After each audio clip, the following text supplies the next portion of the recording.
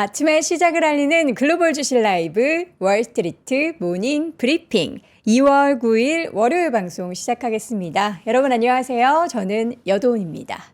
좋은 아침. 이 인사 오랜만에 합니다. 제가 이 인사를 할 수 있다는 거는 뭐다? 미증 씨가 올랐던 거다.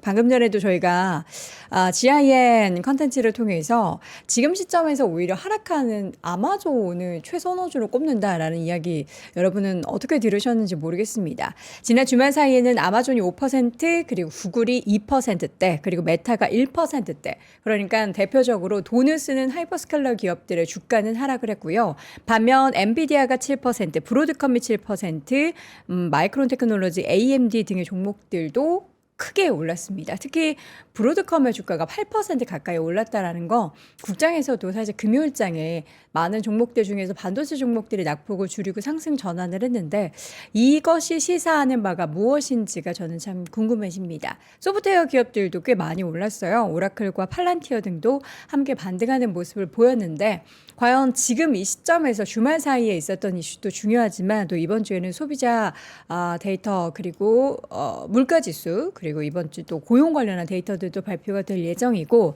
이 가운데 시장에서 바라봐야 될 내용들도 너무 많은데요. 그 내용들을 우리 월간 뉴스레터 통해서 글로벌 시황맨 박명성님께서 오늘도 꼼꼼하게 주말이었기 때문에 또 여러분 100장 준비했다라고 합니다. 잠시 후에 확인해 보도록 하겠고요.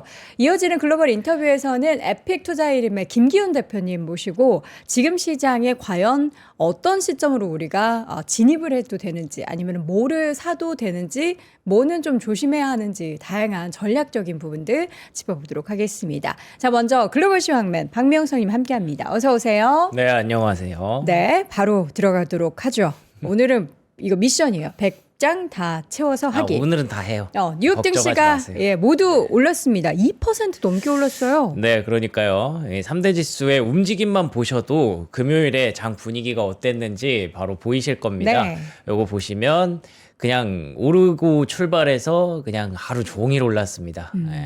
다우 지수, 나스닥 지수, S&P 500 지수, 러셀 2000 지수. 조금 아쉬운 건 다우보다 나스닥이 더 많이 가야 되거든요. 왜냐면 이제 나스닥이 그 소프트웨어 때문에 계속 많이 빠졌으니까 다우는 그래도 잘 지켰었잖아요. 근데 나스닥이 2.18, 다우가 2.5라는 거는 이게 그냥 시장이 확 이렇게 올라온 거지. 기술주가 이렇게 확 올라온 건 또 상대적으로 조금 아쉬울 수도 있겠죠. 근데 그렇다기보다는 그래도 뭐 웬만한 종목들이 다 올랐고 그리고 이 색깔이 이 빛이 좀 다르지 않습니까? 요 애플처럼 이렇게 뭐 약간 그 녹색, 흑녹색 이런 게 아니라 그냥 뭐 테슬라, 엔비디아, 브로드컴, 마이크론 보시면은 아주 형광초록. 반짝반짝한 녹색이에요. 아마존, 구글, 메타 요거 3개 빼고 다 올랐다고 보시면 됩니다. 요 3개는 돈을 많이 써야 되니까 또 아마존이 금요일에 실적을 발표했기 때문에 뭐 2천억 달러라고 하죠. 숫자가 앞자리가 바뀌었습니다. 다들 1,몇백억 달러도 부담된다는데 2천억 달러 뭐 요거 빼고는 다 올라갔고 그렇다고 해서 요 3개가 그러면 이제 얘네는 좀 안 되겠구나라고 생각하시는 분들은 아마 여기 들어오신 분들 중에 거의 뭐 한 10%도 안 되지 않을까라고 생각을 합니다. 그래서 이쪽을 아직 기회로 주는 건가라는 생각이 좀 더 우세하겠죠. 네.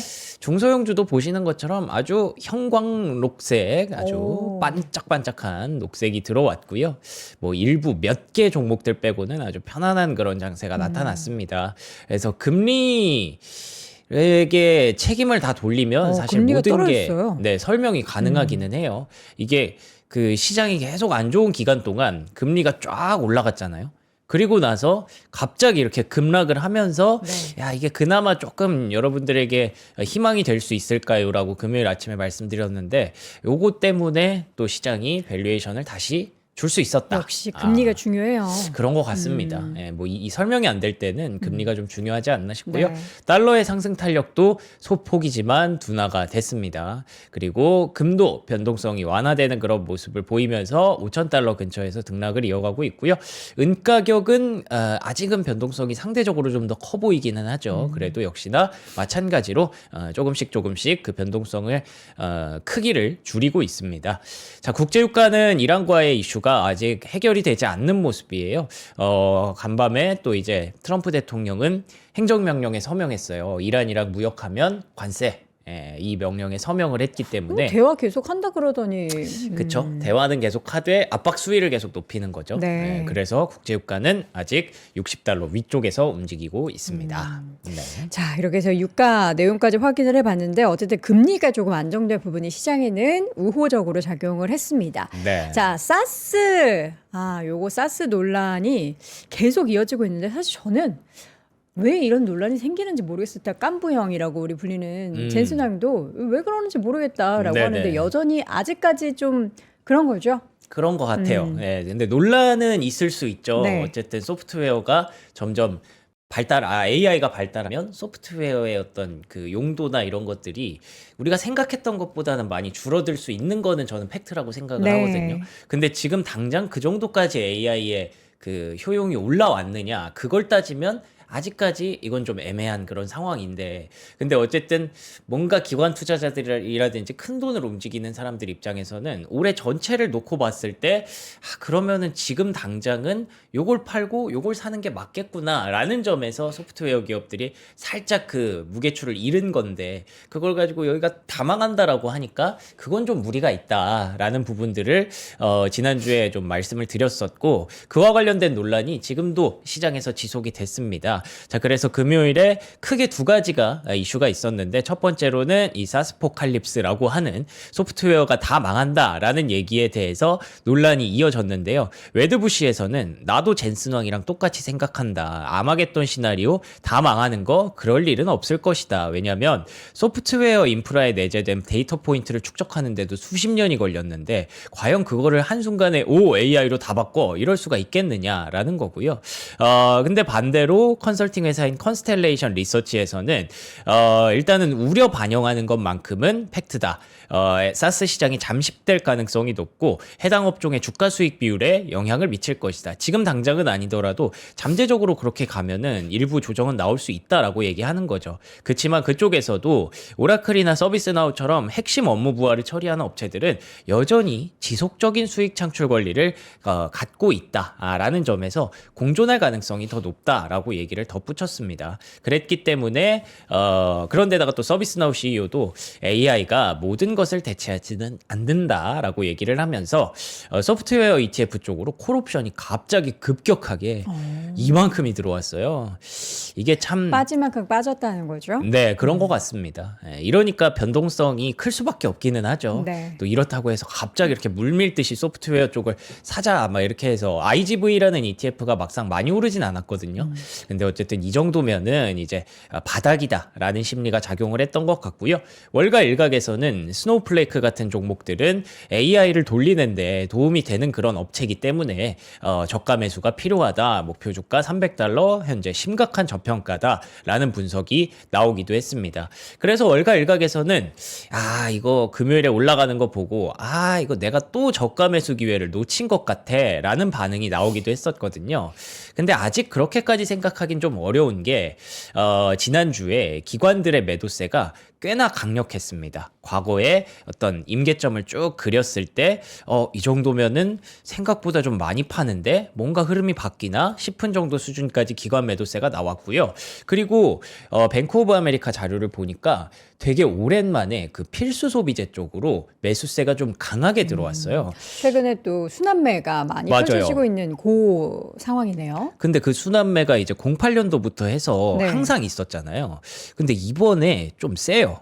이게 역사적으로 이렇게 쫙 봤을 때. 월마트, 코스트코 그쪽 주가도 네. 최근에 좋았고요. 그러니까요. 그래서 이쪽으로 좀 세게 들어가는 거는 전반적으로 빅테크에 대해서 일단 올해는 엄청난 성장을 기대하기는 좀 어렵나? 요게 좀 추세적으로 넘어가나? 이런 생각도 좀 해볼 필요가 있는 것 같고 네. 결론적으로 지난주에 그 하락세를 따져본다면 이 프라이스 레이쇼, 그러니까 가격 자체는 요 정도밖에 안 떨어졌는데 EPS는 요만큼 떨어지고 PE PER이 이만큼 떨어졌잖아요. 그러니까 그 미국의 기술주들이 갖고 있는 밸류에이션에 대한 우려가 컸던 거예요. 그러니까 EPS 성장률은 거의 안 떨어졌는데 가격이 이만큼, 밸류가 이만큼 떨어졌기 때문에 결국 그 해외 기업들이랑 비교를 해봤을 때 미국이 조금 비싼 거는 사실이다라는 우려로 인해서 조정이 좀 나왔다라고만 해석하시면 됩니다. 네. 그래서 다우가 더 강한 걸지도 모르겠어요. 다우 지수는 5만 달러. 5만 포인트. 다 달러로 보이네요. 다우에서는 보면은 아마존과 네. 버라이즌 빼놓고는 다 올랐어요. 그러니까요. 다우 안에 속해 있는 종목들. 그래서 이게 약간 필수 소비재라든지 조금 가치주 영역으로 올해는 좀 넘어가는 걸까? 라는 생각도 하게 돼서 역으로 생각해보면 기술주에 대한 기회는 또 언제든지 추가로 나타날 수 있다. 장기적으로 보는 관점에서는. 그래서 저가 매수 기회 놓쳤네 라고 생각하기는 좀 아직은 무리가 있다라는 말씀을 드리는 거고요. 네. 또 보니까 그럼 가치주를 사야 되나 하고 보니까 다우가 캐터필러의 상승이 되게 컸는데 캐터필러 진짜 잘 올랐잖아요. 캐터필러도 AI 수혜주잖아요, 사실은. 결국 장비로. 비상발전기가 있어서 데이터 센터 수혜주라서 올라간 건데 그렇게 되면 다우도 결국에는 AI 때문에 올라가는 거네라고 생각을 할 수 있는 부분이라서 뭐 가치주만 좋은 거다라고 보기에는 여전히 어렵습니다. 결론적으로는 요거 보시는 것처럼 브랜베어 인디케이터 심리가 엄청나게 지금 불장이거든요. 그러니까 황소 상승장을 기대하고 있는 심리가 굉장히 역대급으로 지금 높은 그런 상황이기 때문에 기대감과 심리가 만든 시장은 이래서 좋은 거네 라고 하기에는 이게 뚝 떨어지면 언제 어떻게 될지 모르는 거잖아요. 그래서 항상 이 강세장에서의 변동성은 언제든 올라올 수 있다. 그 근거가 뭐 금리의 상승이든 뭐 소프트웨어의 우려든 아니면 비트코인의 급락이든 뭔가는 계속 건드리면서 변동성은 나타날 수 있기 때문에 기회를 놓쳤다고 생각하시기에는 아직 이르다라는 말씀을 드리고요. 그래도 그러니까 이제 뭐 급락한 종목들 중에서 혹시 괜찮은 종목들이 있나 하고 살펴봤는데 뭐 대부분 이제 소프트웨어가 많습니다. 그 중에서 돋보이는 건 뭐 엠러빈, 레딧 이런 종목들이 좀 있었고요. 서비스나우 이런 종목들은 만약에 소프트웨어의 몰락이 현실이 아니라면 조금은 저가 매수 가능한 그런 종목들일 수도 있겠고요. 그리고 요거는 과매도 종목들이에요. 과매도 뭐예요? 단기적으로 과매도된 종목들인데 페이팔. 페이팔, 로비누드, 코인베이스, 코인베이스. 이런 종목들이 이제 코인 급락 때문에 과매도 됐잖아요. 그리고 테이크투 게임주들, 그리고 또 컨스텔레이션 에너지 이런 종목들이 최근에 뭐 원전 관련주들 같이 급락하면서 좀 많이 빠졌고요. 오라클도 여기 들어있거든요. 여기서 그래도 좀 시장 올라갈 때 이런 종목들은 뭐 금요일에 올랐다고 다 올라간 것도 전혀 아니에요. 네. 그렇기 때문에 한번 챙겨보셔도 좋을 것 같습니다. 그리고 비트코인 제가 두 가지의 이슈가 있다고 말씀드렸는데 첫 번째는 소프트웨어 쪽으로 물량이 강하게 들어갔던 거고 두 번째는 비트코인의 7만 달러 회복입니다. 이게 6만 달러를 하회할 뻔했더라고요. 와, 6만 달러 하회하면 진짜 5만 달러대까지 가면서 급격하게 시장이 불안해질 수 있었는데 그래도 비트코인이 7만 달러를 넘어가는 그런 모습을 보였습니다. 진짜 폭포수처럼 내려왔었죠, 비트코인. 지난주 한 주 동안 이렇게 강력하게 매도세가 좀 있었고요. 뭐 고점 대비 한 50% 벌써 빠졌거든요. 네. 그러니까 이제는 기술적으로라도 반등할 만한 위치가 되기는 됐던 것 같습니다. 바닥입니까? 그래서 또 일각에서는 바닥을 쳤다라고 바닥인 것 같다. It could be a bottom이잖아요. 바닥인 것 같다. 바닥 이어야 한다 아니에요? 근데 이것도 feel like 네. 느낌이 좀 그래. 뭐 이런 감으로 느낌이라. 주잖아요. 아니 근데 비트코인 진짜 설명이 안 되니까. This does feel like. 뭐 이런 얘기를 하니까 네. 이거 뭐 믿기도 어렵고 뭐라고 해야 되는지 모르겠는데 이게 다 그 지표를 막 갖고 와서 분석을 하는데도 기술적으로. 다 그냥 추측만 하더라고요. 이게 위에는 비트코인 가격이라고 네네네. 지금 밑에는 뭐 거래량이에요? 요거는 이제 얼마나 빠졌는가에 따라서 이 심리가 어떻게 작용을 했는가. 근데 아직 이게 너무 많이 빠진 거 아닌 거 아니에요? 맞아요. 그전에 이게 대비해서? 미실현 손실이거든요. 퍼센트 언리얼라이즈드 로스가 네. 미실현 손실인데 그게 막 이 정도까지 빠지는 구간도 있었기 때문에 근데 요 정도 하락하는 구간에서 요 정도까지 나온 거는 그래도 이 하락폭에 비해서는 꽤 많이 미실현 손실이 커졌다라고는 하더라고요. 그래서 이거를 만약에 지켜낼 수 있다면 여기가 뭐 과매도 구간이다라고 추측만 할 뿐이지 네. 역시나 비트코인 쪽에서도 정말 그 FTX 크래시라고 그 FTX라는 거래소가 예전에 망했을 때 있잖아요. 그때급으로 최근에 매도세가 좀 컸다는 거예요. 이렇게 되면은 이게 뭐 쉽게 올라온다라고 추측하기엔 아직은 이르죠. 그렇기 때문에 비트코인도 여전히 불안한 구간이다라고 네. 보고 있고요. 일각에서는 단기적으로 뭐 대단한 매력이 느껴지지 않는 게 이제 암호화폐에 대해서 신뢰도가 많이 떨어지다 보니까 이거 그냥 주식시장 추종할 뿐이지 분산 투자 수단도 아니야 라고 얘기를 하고 있더라고요. 이게 참 그래요. 좋을 때는 막 디지털 금이다. 뭐 빅테크 기술주급이다. 이런 얘기를 하더니 이제는 아무것도 아니다라는 얘기가 나오고 있어서 뭐 요거에 대한 판단은 여러분들께 맡기도록 하겠습니다. 그래서 중요한 건 기술주가 암호화폐가 올랐지만 이 상승을 보고 이제 뭐 위기가 끝났다라고 보기에는 어렵다라는 거죠. 그래도 급락이 조금 진정됐고 매도에 있어서의 그 급격한 매도가 조금은 진정된 게 다행인 게 그러니까요. 일부 수급적으로 봤을 때 전체 그 펀드 안에서 비트코인의 급락으로 인해서 이게 만약에 확 빠지면은 다른 쪽에 있었던 자산을 팔고 맞아요. 이쪽으로 넘어가는 그런 그렇다고 식으로 하더라고요. 변화가 네. 있어서 이게 주식시장이 더 많이 흔들렸던 건데 그게 또 그래도 조금이나마 완화가 진정이 되겠죠. 돼서 예, 네. 다행입니다. 자, 이번 주에는 고용보고서가 발표가 된다라고 하는데 어떻게 네. 좀 안 좋게 나와야 되는 상황인 거죠? 그게 또 참 네. 애매해요. 이 고용이 어쨌든 안 좋을 것 같잖아요. 근데 AI에 대한 투자가 고용이 안 좋으면 사람들 소비력이 줄어들어서 네.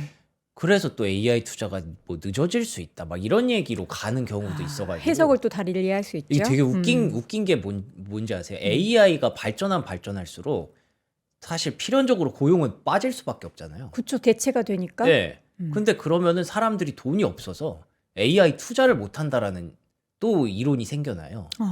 이게 참 그쵸. 진짜 예. 신기해요, 이게. 예. 약간 그렇게 되면은 또 금리에 대해서 이거를 올려야 돼, 내려야 돼 이런 상황도 계속 발생하고 이게 되게 그 AI로 들어가는 구간이 울퉁불퉁할 수밖에 없는 그런 상황이라고 하더라고요. 그래서 밸런스 맞추기 힘드네요. 예, 밸런스 맞추기가 진짜 어려워요. 그래서 미국 정부나 미국 AI 기업들 입장에서는 굉장히 그런 어려운 일들을 해내고 있는 겁니다. 예, 그렇기 때문에 시장의 변동성은 언제든 일어날 수 있다라는 게 일단 첫 포인트고요.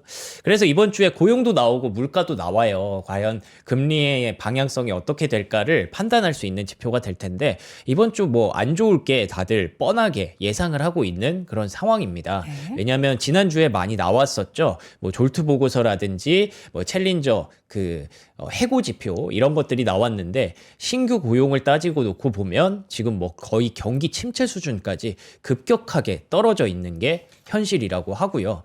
그 배경에 대해서 AI가 이제는 8% 정도의 해고를 만들기 시작했다라는 얘기가 있었는데 실제로 코딩에 대한 생산성이 폭발적으로 성장하면서 뭐 제가 지난주에도 말씀드렸지만 소프트웨어 기업이 클로드 같은 것들로 인해서 급격하게 망한다라고 보기는 어렵지만 저는 그 코딩을 하는 그런 프로그래머라든지 그런 분들에 대해서는 급격하게 인력 수급이 좀 줄어들 수 있다라고 저는 보고 있거든요. 그래서 코딩 생산성이 폭발적으로 성장하면 필연적으로 고용은 줄어들겠죠. 그런데다가 또 골드만삭스가 지난주에 뭐 엔트로픽이 금융 쪽에 엄청난 또 신제품을 발표를 했다라고 했었는데 그런 부분들을 이제 개발 협력을 골드만삭스가 또 적극적으로 한다고 합니다. 이러면 금융업계에서도 사람들이 많이 잘려 나가겠죠. 네. 그런데다가 이제 중소기업 고용은 뭐 지금 추세적으로 부진해진 지 꽤 오래예요. 이렇기 때문에 미국은 계속 고민을 할 수밖에 없는 거죠. 야, 이러면은 AI 투자를 진짜 계속 해야 되는 거야? 말아야 되는 거야? 이 사람들 계속 잘려나가면 점점 사람들의 구매력은 줄어들 텐데 그렇게 되면 빅테크라고 과연 계속 투자를 할 수 있을까? 뭐 이런 고민들을 할 수가 있는 거고 이번에 미시건대에서 소비심리 지수랑 기대 인플레이션이 같이 발표가 됐거든요. 근데 거기서도 딱 그 얘기를 지적을 해요. 웰스 갭, 부의 격차라는 거잖아요. 부의 격차가 점점 더 지금 확대되고 있고 앞으로도 확대될 수밖에 없다. 라고 요즘에 보는 거죠. 유튜브에도 제가 그런 걸 봐서 그런지 모르겠지만 네. 앞으로 10년 사이에 내가 제대로 그러니까 뭐 부자까지 아니더라도 제대로 먹고 살 수 있게 되려면 지금 뭘 해야 된다라는 그런 내용들 진짜 뭐래요? 많이 뭘 해야 된대요? 열심히 투자해야 된다. 그러니까 그거밖에 생각이 안 나요. 현금을 그냥 두면 안 되고 네. 예, 열심히 투자해야 되고 그러니까. 더 열심히 일해야 되고 돈 벌어야 되고 사실 10년 뒤엔 내가 돈 벌 수 있을지 없을지 모른다. 왜 저 어렸을 때 말고 저 다음 세대에서 막 애들한테 코딩을 가르쳐야 된다 막 이제 그랬거든요. 코딩 필요 없잖아요. 그러니까요. 코딩 학원 다 문 닫았죠 이제. 그 코딩을 배운 친구들이 뭐 물론 지금은 돈을 많이 벌겠지만 이게 엄청난 현실적 위협이라고 느끼고 있을걸요. 예, 그래서 이게 진짜로 빠르기는 빨라요. 예, 그런 시점에서 과연 연준의 선택지는 그러면 과거처럼 중소기업이 부진하니까 금리 인하를 할 것이냐 아니면 그래도 금리 인하 해봤자 저거 돈 다 똑같이 어디로 빨려 들어가는지 뻔한데 해봤자 의미가 있느냐 막 이런 고민을 하고 있는 거고 그래서 데일리 총재 같은 경우에는 한두 번은 더 필요하다라고 얘기를 하는데 이번 고용 발표되고 나서 어떤 방향성을 좀 띠는지 우리가 좀 봐야 될 것 같습니다. 네. 근데 또 고용이 안 좋다고 해도 이제 만약에 물가가 계속 올라가는 구간이면 이것도 불안한 거거든요.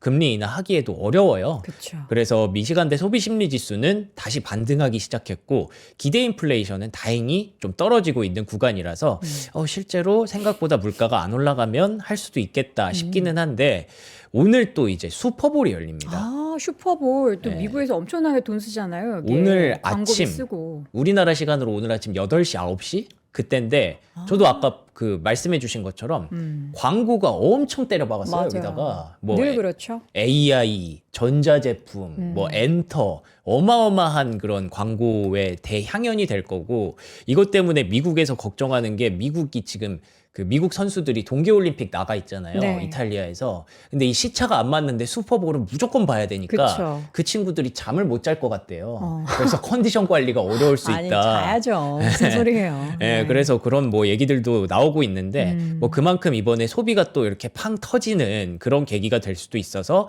이런 구간에서는 아마도 연준의 선택은 좀 어려울 것 같아요. 네. 예, 제 생각에는 계속 미루지 않을까 싶고 당분간 금리 인하는 없다고 보는 게 맞을 것 같은데 네. 또 이런 생각을 하다 보니까 올해 스포츠 이벤트가 계속 집중하는 과정에서 이제 NFL 경기 당일, 슈퍼볼 당일에 신용카드와 직불카드 지출이 급증하는 것으로 나타났대요. 실제로. 이러면 소비심리 계속 올라갈 거고 물가에 대해서는 뭐 안정적이네라고 확신을 할 수는 없는 거죠.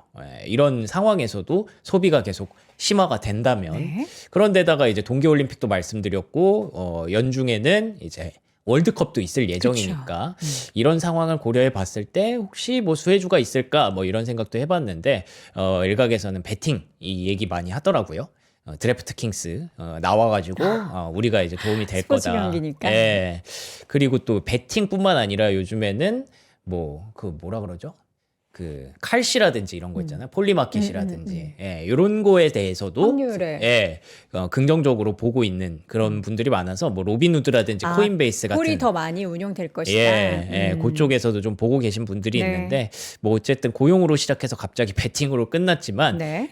결론적으로는 지금 고용과 물가가 발표돼도 아마 연준은 금리 인하를 하기 어려운 가능성이 높다라고 보여집니다. 자, 이란 핵 협상 관련해서 추가 회담을 한다라고는 하는데 앞서서 명선님께서 얘기해 주셨던 것처럼 뭐 서명도 했잖아요. 이란 네. 쪽에 있어서의 이 교류를 막기 위한 트럼프 대통령의 서명. 행정명령. 네. 그래서 일단 지난 금요일에 협상을 하기는 했대요. 오만에서 대화를 하기는 했는데 근데 뭐 대화가 잘 안 됐나 봐요. 수일 내에 추가 회담을 갖기로 얘기를 하고 헤어졌다고 합니다. 그 사이에 이제 트럼프 대통령은 그럼 더 압박을 해야지라고 하면서 행정명령에 서명을 한 거고요. 뭐 어쨌든 여전히 이견이 큰 분위기라고 해요. 이란은 핵만 얘기했으면 좋겠는데 미국은 계속 탄도미사일까지 얘기를 하고 있고 그래서 결론은 입장 차이가 여전히 크고 상황이 좀 불안정하다라는 점에서 유가는 빠지지 않았다라는 게 포인트였고요. 근데 미국은 우리가 어차피 이긴다라고 생각을 하고 있대요. 왜냐하면 이제 베네수엘라도 잡았고 이 에너지 주도권을 본인들이 많이 확보를 했기 때문에 이란이 버티기 어려울 것이다라고 자신을 하고 있는데 사실 이러려면 러우 전쟁이 끝나야 되는 거거든요. 그래야 이제 천연가스 지배력도 좀 확보할 수가 있는 건데 그게 아직은 잘 안 되니까 요거를 뭐 올 여름까진 끝내라라고 얘기하는 걸 보면 제 생각에는 그래요. 올해 이제 중간 선거가 있기 때문에 그 전까지는 끝내야 트럼프 대통령이 제가 또 평화를 만들었습니다라고 얘기를 할 수가 있는 거라서 일단 다른 급한 거 도저히 끝내고 싶어도 안 끝내는 거는 일단 여름까지 말미를 준 것 같고, 그리고 다른 것들 급한 거를 지금 처리하고 있는 게 아닌가 싶습니다. 그리고 동시에 인도와의 무역협정 결과가 공개가 됐는데요. 미국의 기준을 꽤 많이 수용을 했다고 하더라고요. 그래서 미국과 인도가 서로 윈윈한 그런 무역협상이었다라고 시장에서는 평가를 하고 있고요.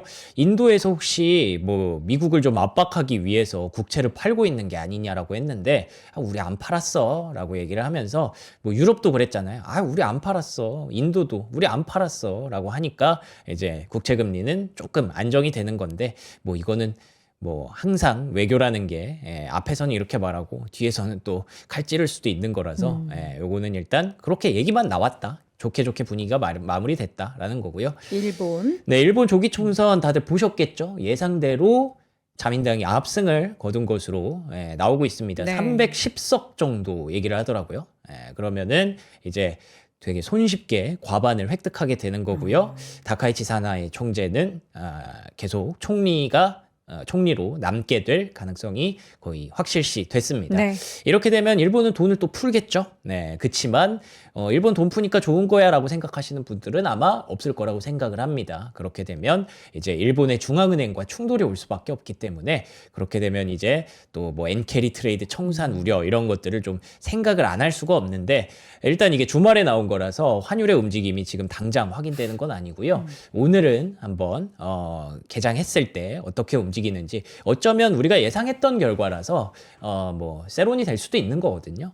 그래서 그 결과 한번 보시면 될 것 같고, 의외로 뭐 중국이랑 일본이 최근에 분위기가 안 좋다고 하더니 중국이 일본에 대한 히토류 수출을 재개했대요. 그러면서 이게 참 외교라는 게 참 그래요. 우리가 항상 외교와 관련된 이야기를 보도해 드릴 때마다 물어보시잖아요. 얘는 누구 편이에요? 이런 거 물어보시잖아요. 참 이랬다가 저랬다가 갈치자 행보가 계속 있어서 뭐 일단 이런 것도 좀 완화가 되는 분위기로 시장에서는 좀 긍정적으로 네. 보지 않을까 싶습니다. 네, 채팅창에서 AI가 생겨나면은 뭐가 좋고 안 좋고, 여러분 건전한 이제 뭐 논의를 해주시는 거 좋은데 싸우지 마세요. 우리 아침에 들어와서 지금 다 이제 미국 주식 얘기하고 머리 아프잖아요. 서로 좋은 얘기, 응원하는 얘기들 많이 했으면 좋겠고, 자, 특징적인 기업들 보자면 이제 지난주 실적 발표한 기업 중에서 이제 아마존, 네.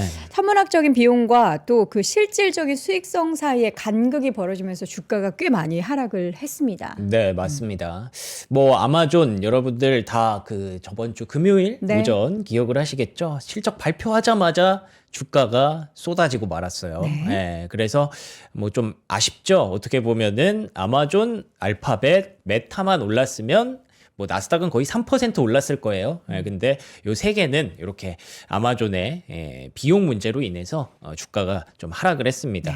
뭐 다른 그린라이트가 중요한 게 아니죠. 그냥 요것만 보시면 됩니다. 26년도에 캐펙스 투자가 예상치가 1,500억 달러 수준이었는데 2로 바꿨습니다. 2는 처음이거든요. 빅테크 중에서도 2는 앞자리가 없었어요. 2로. 근데 여기가 이제 프리캐시 플로우가 뭐 이 정도 나오는 것도 아닌데 이 정도로 급격하게 많이 쓴다고 하니까 여기 보시면 뭐 프리캐시 플로우 11.2잖아요. 근데 이 상황에서 200을 쓴다고 하니까 야, 이게 뭐 이래도 되는 건가 싶어서 지금 골드만삭스도 그렇고 CT도 그렇고 UBS도 그렇고 다 목표가를 하향을 해버렸습니다. 하향했어요? 줄줄이 하향을 하는 그런 결과가 이게 또 나왔고요. 구글이랑은 다르네요, 분위기가. 그렇죠. 아마존이 이 정도까지 구글보다 더 많이 쓰는 거는 조금 무리가 있다라고 보는 것 같은데, 일단 실적적인 측면에서 보면 결국에는 AWS, 그러니까 클라우드 시스템이 돈을 많이 벌어야 저 돈을 쓸 수 있는 거잖아요. 뭐 그런 측면에서는 사실 성장세는 지속되고 있습니다. 보시는 것처럼 매출, 영업이익, 그리고 매출 성장률 이런 것들이 모두 지금 지난 분기 대비 좋았던 게 확인이 되고 있죠. 그래서 이번 캐펙스 역시나 AWS에 집중할 것이다 라고 얘기를 하고 있습니다. 네. 결국에는 AI가 AWS, 그러니까 클라우드 시스템과 연계돼서 갈 수밖에 없기 때문에 사실 AI로 지금 돈 버는 게 정말 어려운 그런 일이라고 하더라고요. 근데 그럼에도 불구하고 굉장히 뭐 한 3년 차 만에 정말 빠르게 돈을 버는 걸 입증하는 기업들이 이렇게 클라우드 기업들밖에 없는 거예요. 그러니까 그 클라우드 기업들에게 밸류를 또 높게 주고, 대신에는 이제 또 어떻게 보면 잣대도 좀 되게 날카롭게 작용이 되는 거죠. 근데 아마존 CEO가 이렇게까지 돈 쓰는 이유에 대해서 이렇게 밝혔는데 아마도 믿기 어려우시겠지만 이런 수요의 대부분은 아직 시작도 하지 않았다는 겁니다. 시간이 지나면서 AI 인재도 늘어나고 많은 사람들이 교육을 받고 추론 비용이 계속해서 저렴해지면서 이런 수요는 자연스럽게 증가할 것이다. 실제로 추론 비용을 계속 떨어뜨리고 있기 때문에 그래서 그 TPU가 정말 그 강력한 주목을 받는 거거든요. 그렇게 되면 이제 어차피 앞으로 계속 그 AI의 활용처는 넓어질 거고 그러면 뭐 엔트로픽이라든지 뭐 제미나이라든지 챗GPT라든지 그 중에 일황이 뭐 꼭 나오겠느냐, 그것만 돈을 벌겠느냐라는 거죠. 그렇기 때문에 우리는 엔트로픽과 그 지분 투자를 통해서 관계를 두고 있지만 네. 오픈 AI랑도 그래서 계약을 하는 게 맞는 거다. 결과론적으로는 우리가 그 중에서 누가 1등 할까 이게 중요한 게 아니라는 거예요. 다 같이 발전할 수 있는 그런 토대 안에서 다 같이 투자를 하는 게 지금은 맞는 거다라는 점에서 아마존은 지금 그래서 우리는 돈을 쓰는 거다라는 거고요. 실제로 이게 제가 상상인증권의 리포트를 좀 어제 보다가 요거 가져와 봤는데 멀티 호밍이라고 하더라고요. 멀티 호밍. 그러니까 AI를 하나만 쓰는 시대가 이제 끝났다는 거예요. 아. 예, 이런 용도에 따라서 이걸 쓰고 맞아요. 이런 용도에 따라서 이걸 쓰고 저도 2개, 3개 막 쓴다니까요. 그러니까요. 그러니까 이게 우리는 오픈 AI랑도 네. 계약을 한 거니까 여러분들 너무 그렇게 오해를 해서 생각하지 말아주세요라는 거고요. 실제로 지금 보니까 막 제미나이가 무조건 좋다, 잘 올라간다라고 얘기를 하지만 막상 기업 실무나 업무용 모델이나 이런 것들 봤을 때 챗GPT가 여전히 강력한 그런 역할을 차지하고 있고요. 아, 비중이 아직 높군요. 네. 확실히. 그리고 또 이제 엔트로픽도 이제 강력하게 올라온 건 사실이에요. 예. 근데 구글은 기업들의 어떤 업무용 모델 이런 거에 대해서는 클로드가 여기 또 소프트웨어 개발에 되게 강하잖아요. 근데 제미나이가 거기서 1위를 차지하고 있는 건 아직까지는 없어요. 그렇기 때문에 다 같이 성장하는 구간이고 제미나이가 가장 많이 어필이 되는 건 우리 B2C 우리 사람들이 되게 편하게 쓸 수 있고 그 다음에 앞서 말씀드린 대로 토큰에 대한 비용을 엄청나게 강력하게 낮춰놔서 좋은 거거든요. 그래서 이렇게 갈 건데 중요한 거는 그걸 따라오지 못하는 공급이 문제여서 지금 세상이 조금 불안해하는 거다. 그러니까 공급이 문제라는 거는 결론적으로 또 그거죠. 뭐 칩이 없고 그리고 또 전력이 부족하고 그렇기 때문에 앞으로 발전 용량을 추가할 거고 계속 앞으로도 더 추가해야 돼서 돈을 쓰는 거다라고 하는데 사실은 이 투자하는 것도 결국 AWS에 집중한다고 말을 했던 게 AWS 또한 칩 회사라는 거죠. 반도체. 그래서 트레이니엄이 막 아까 말씀드린 그 GPU 대체할 수 있는 TPU와 버금가는 정도는 아니지만 그 트레이니엄의 효율을 계속 높일 것이다. 그래서 우리는 조금 더 내재화를 할 것이다라는 거고요. 그래비톤은 이제 CPU 단계거든요. 이런 것들을 계속 우리가 칩 기업이 될 거니까 칩 그 쇼티지가 있어도 조금씩 우리는 비용을 좀 줄일 수 더 있다. 효율화할 수 있다라고 얘기를 한 거죠. 그래서 실제로 보시면은 글로벌 주요 플레이어들의 칩 매출 비교를 했을 때 확실히 최근에는 구글이 치고 올라오는 게 있는데 아마존도 조금씩 와. 파이를 키우고 있습니다. 맨 아마존도 밑에. 수십 개월화가 돼 있네요. 네, 그렇죠. 그리고 토큰별 단가, 요거 보시면 이제 AMD GPU, 엔비디아 GPU에 비해서 구글 TPU가 토큰별 단가가 낮아서 저렴하죠. 확실히 이렇게 높은 평가를 받는 건데 아마존 트레이니엄도 빠르게 따라가고 있어요. 그렇다는 측면에서 우리는 AWS에 투자를 하는 이유가 있는 거다. 네. 그래서 2천억 달러 써도 너무 걱정하지 마세요라고 얘기를 하는 거고요.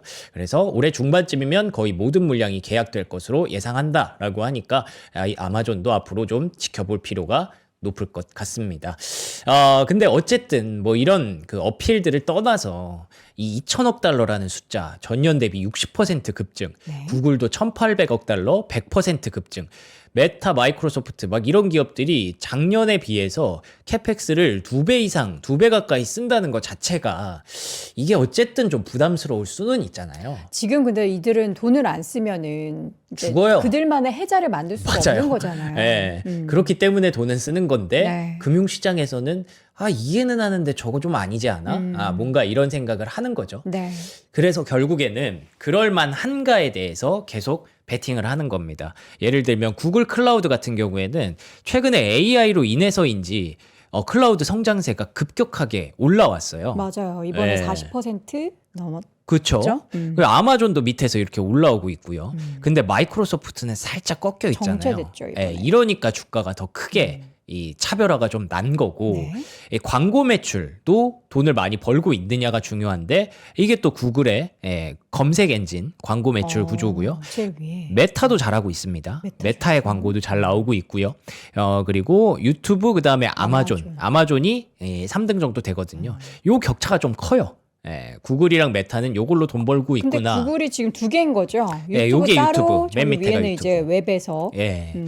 그렇기 때문에 구글은 그래도 요것도 성장하고 요 네. 광고도 괜찮으니까 저 정도 돈을 쓸 수 있겠네인데 아마존은 요거 조금 애매한데 요렇게 자꾸 시장에서는 보는 거죠. 네. 그렇지만 어쨌든 AI를 투자했을 때 나올 수 있는 반대급부로 인한 성장세가 클라우드 쪽에서 이렇게 이게 사실 연간으로 그 백로그 수주잔고가 급증한 게 아니거든요. 이게 분기만에 이만큼 급증한 진짜요? 거거든요. 예.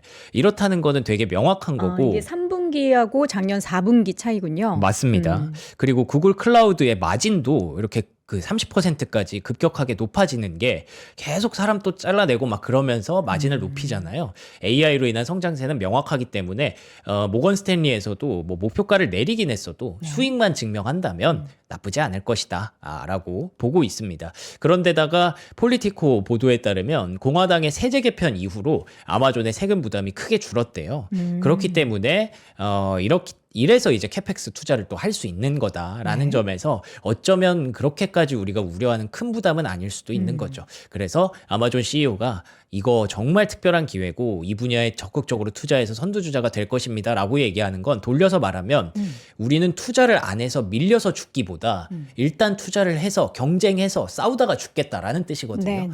죽지 않겠다라는 뜻이죠. 어쨌든 그래서 이렇게 보시면 될 것 같고 그리고 추가로 나왔던 얘기는 우리가 로봇 많이 깔아놨는데 앞으로 로봇도 계속 극히 일부에 불과하다라는 부분이었고 홀푸드 마켓이라고 이게 아마존이 그 약간 유기농 제품 점을 계속 오프라인 매장을 계속 늘린다고 하거든요.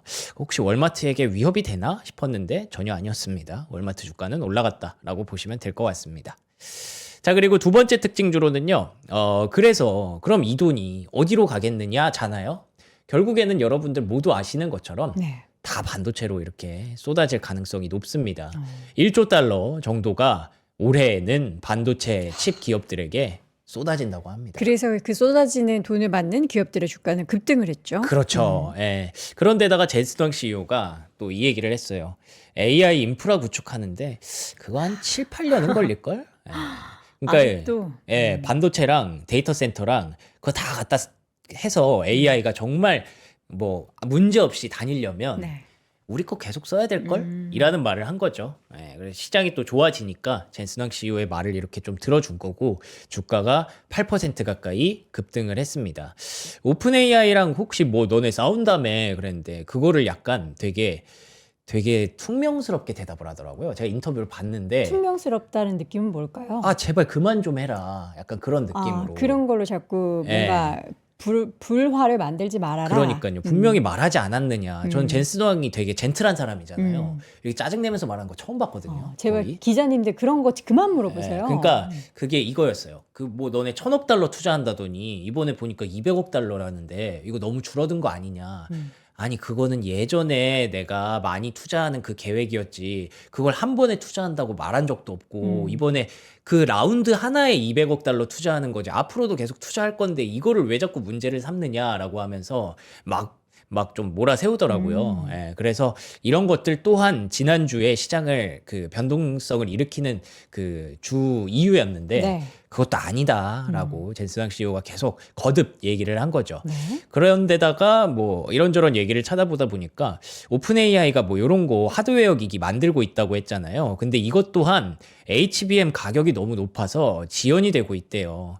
결국에는 온 세상이 지금 메모리 쇼티지에 빠져 있는 거고 뭐 저거 이름은 뭐 나중에 다임으로 나올 거라고 하는데 뭐 이거는 그냥 참고로만 알고 계시고요. 어쨌든 중요한 거는 그래서 반도체 주가가 얼마나 올랐느냐인데 엔비디아는 올랐지만 마이크론은 뭔가 좀 루머가 휩싸였죠. 여러분들 다 아시겠지만 그 엔비디아의 루빈에 마이크론 시장 점유율이 0%일 가능성이 있다라는 루머가 나왔어요. 루머예요? 네, 이 루머라고 애초에 이렇게 써놓고 이렇게 얘기를 했는데 네. 그렇게 되면 SK하이닉스랑 삼성전자가 7대3으로 가져가는 거거든요.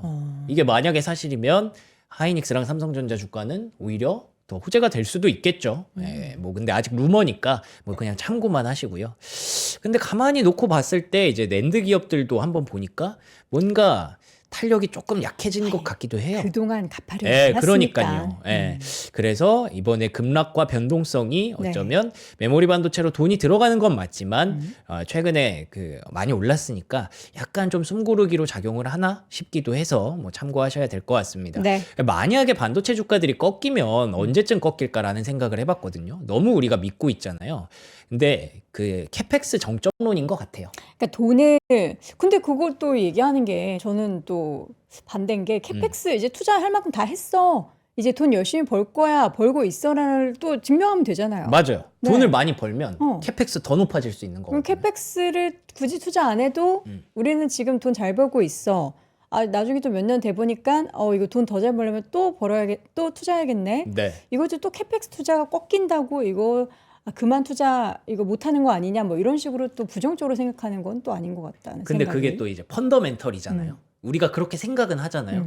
근데 또 시장은 또 다르게 해석할 수도 그러니까 이번에도 주가는 또 아니야. 뭐 이럴 수도 있잖아요. 돈 쓰는 거에 대해서도 예. 뭐라고 하고 어떨 때는 예. 돈 쓰라고 하고 참. 그래서 만약에 이게 2천억 달러까지 막 치솟고 있는 구간에서 네. 조금이라도 꺾이면 시장은 갑자기 막 큰일 났다 이러면서 민감하게 반응할 수도 있다는 그쵸. 거죠. 뭐 물론 지금 당장 그렇다는 건 아닌데 네. 어쩌면 그게 나오면 조금 그럴 수도 있다라는 거고요. 근데 또 PJM이란 곳에서는 여전히 그 칩도 위기지만 전력망도 위기다. 조치가 필요하다라는 얘기를 계속 하고 있기 때문에 투자는 계속돼야 한다라고 푸시를 계속 하고 있습니다. 그래서 그런지 뭐 복잡한데 뭐 이게 원전 때문에 비스트라 주가가 많이 빠졌는데 요것도 이제는 다시 투자 의견을 매수로 상향 조정하고 다시 사자라는 얘기가 나왔다. 그리고 젠슨왕 CEO가 했던 말 중에 하나 인상적인 게 내가 봤을 때 지금은 메타가 제일 잘하는 것 같아요. 오. AI는. 네, 뭐 이런 샤라웃을 했던 것도 여러분들 참고하시면 될 것 같고요. 레딧.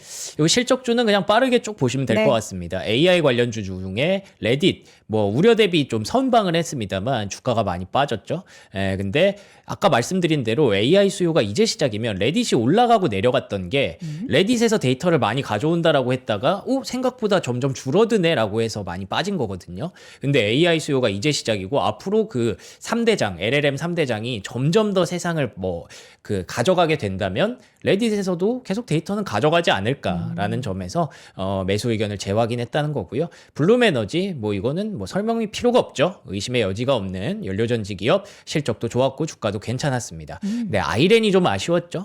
실적을 좀 기대하기는 좀 이른가 싶을 정도의 매출이 많이 좀 하회하는 그런 모습들이 나왔습니다. 그렇지만 앞으로 수요는 괜찮다고 하니까 언젠가는 또 좋아질 수 있는 기업이라고 많이들 보고 계실 텐데 스트레티지가 실적을 발표했어요. 근데 45.9달러의 그 EPS 미스가 났습니다. 주가는 근데 26%나 급등했어요. 그러니까 그 배경이 뭐냐면 비트코인 가격이 빠져서 76,000달러라는 매수 단가가 있었잖아요. 우리는 계속 살 거다.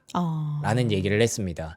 76,000달러 아래로 떨어지더라도 우리가 막 터지는 게 아니다. 기업이. 돈이 있어요? 그 돈이 있는 건 아닌데 그 8,000달러까지 가게 되면은 이제 순부채와 같아지기 때문에 그땐 터지는데 상환할 수도 없는데 근데 그때까지는 아직 시간이 있다라는 거죠. 그래서 그때까지는 계속 그 전환사채도 기간이 있는 거잖아요. 2027년, 28년 이때까지 갚으면 되는 거라서 아직까지 우리 살 거니까 걱정하지 마세요라고 얘기를 했고요. 일본의 기업이죠. 메타플래닛도 비슷한 기업인데 우리도 계속 살 거다라고 해서 그런지 비트코인 가격도 올랐고 여기도 약간 하이퍼스케일러 기업들 같은데. 그렇죠. 투자 안 하면은 다 죽어 이것처럼 여기도 사지 않으면 우리는 그래도 하이퍼스케일러가 낫죠. 여기는 뭐가 네. 없고 거기는 돈 버는 게 있으니까. 그래서 뭐 이런 얘기가 있었고요. 그래서 코인도 좀 올랐다라고 네. 보시면 될 것 같고 이번 주는 AI 인프라 기업들 몇 개 있습니다. 뭐 네비우스, 그다음에 뭐 아리스타, 시스코 이런 기업들이 있으니까 이런 기업들 한번 참고해서 보시고 요즘 분위기 좀 모더나도 있거든요. 네네. 네, 이런 것들 보시면 될 것 같습니다. 자, FDA에서 미승인 비만 치료제에 대해서 조사에 나섰다. 아, 이거 무슨 요거요. 소식이죠? 네. 요거 그 지난주에 전해드렸다시피 그 힘스에너스가 네. 카피약 팔아가지고 맞아요. 노보노디스크가 제소했잖아요. 반값에 막 프로모션. 그래서 FDA가 실제로 그걸 들어줬습니다.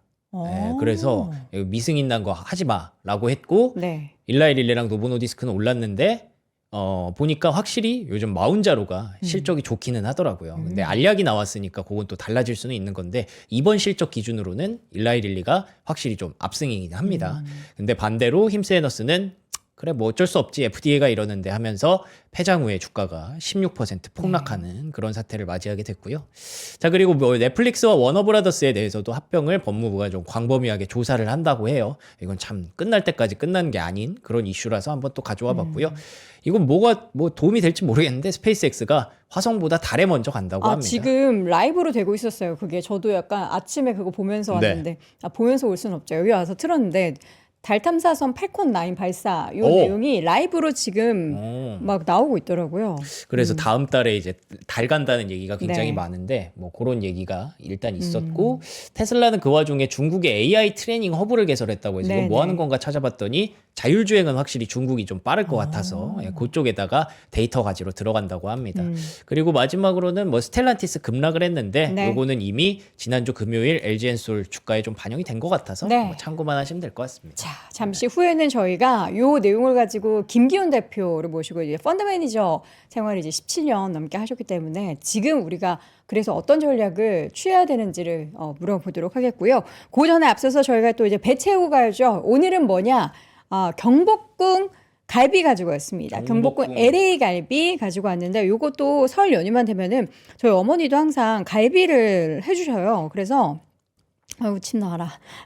소스 향이 장난이 아니어가지고 아까부터 침이 엄청 고였는데 뭐 경복궁은 여러분 알고 계시죠? 경복궁 삿포로 고 이제 체인점들 있잖아요. 거기 뭐 갈비들 다 맛있는 거 알고 계실 겁니다. 그거 3+1으로 3+3+1 두 개 다 영어로 하려면 영어로 하고 한국어로 해야 되는데 3+1로 저희가 4팩 드리고요. 최초 5만 원대 총 8인분 30년 전통 양념갈비를 1.6kg 1인분에 7,250원 꼴입니다. 우리 맛있게 먹는 명성님이 한번 비춰주세요. 400g 2인분 구성으로 되어 있고요. 총 4팩 보내드립니다. 국내산 양파와 배로 만든 경복궁 특제 비법 양념으로 명절 가족 모임에 또 온 가족 함께 다들 만족하는 메뉴라고 볼 수가 있겠습니다. 아유, 저는 이거 뼈 근데 있는 부분. 소스가 진짜 묵직해요. 음. 소스가 막 이렇게 뭔가 달콤하고 뭔가 이렇게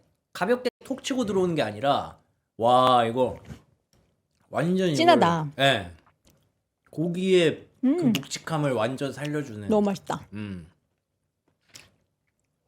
맛있다. 여러분 말해 뭐예요? 이거 밥에다가 쌈 싸 먹고 싶다. 아 그거는 뭐 끝났죠. 너무 맛있는 갈비 함께 하시고요. 말해야 되는데 입에 고기가 있네. 자 이어서 노트북 소개해 드립니다. LG 그램 울트라 7 AI 최초 167만 원대예요. 그러니까 이게 되게 좋은 사양일 거예요.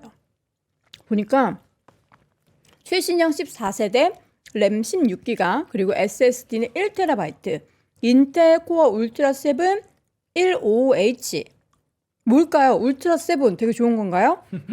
뭔지 모르니까 제가 또 지식이 없어가지고 더 똑똑하신 여러분들이 평가해 주시면 좋을 것 같고요. 그리고 이게 윈도우 11 그대로 탑재되어 있고 해외 정식 수입 제품 S급 박스 개봉 리퍼 제품 해외 정식으로 수입하는 그런 제품인데 저희가 좀 더 저렴하게 보여드릴 수 있게 됐습니다. 167만 원대라서 좀 고사양 노트북을 사용하고 싶으신 분들은 LG 그램 함께 하시면 좋을 것 같고 LG 그램의 특징 여러분들 알고 계시겠지만 굉장히 가벼워요. 가벼운데 굉장히 높은 사양의 제품을 167만 원대에 선보였으니까 함께 하시기 바랍니다. 자, 지금까지 글로벌 시황맨 박명성이 함께 했습니다. 고맙습니다. 고맙습니다.